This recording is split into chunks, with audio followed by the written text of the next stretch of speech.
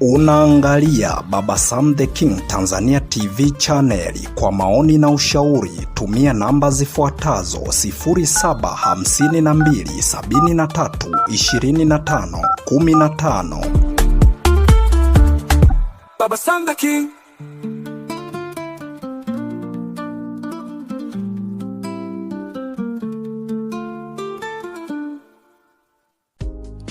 Uhali gani mpenzi msikilizaji wa simulizi za sauti? Karibu tena katika simulizi zetu za sauti ambazo umezoea kuzipata hapa. Na hii simulizi si nyingine, inaitwa Dada wa Kazi na Bosi sehemu ya 15. Kwenye upande wa YouTube channel tunaitwa Baba Sam the King Tanzania TV channel, lakini kwenye upande wa TikTok tunaitwa Baba Sam the King channel. Kwenye upande wa YouTube tunachokuomba subscribe, lakini kwenye upande wa TikTok tunakuomba follow, lakini kwenye mitandao yote tunakuomba like, share, comment ili tuweze kupata mchango wa mawazo yako. Sasa tujikumbushe sehemu ya 14 tulipoishia.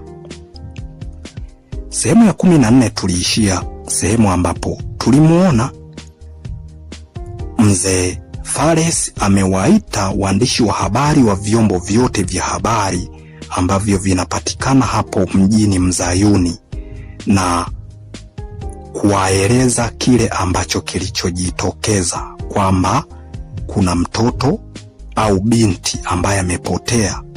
Kwa hiyo watengeneze matangazo kwenye vyombo vyao vya habari ili waweze kutangaza kuhusiana na jambo hilo, na yule ambaye atakaye kuwa pengine amemuhifadhi, basi atakapomleta atapata zawadi nono. Sasa nikukaribishe katika sehemu yetu ya 15, tuendelee kuidadavua ili tuweze kujua ni kitu gani ambacho kiliendelea.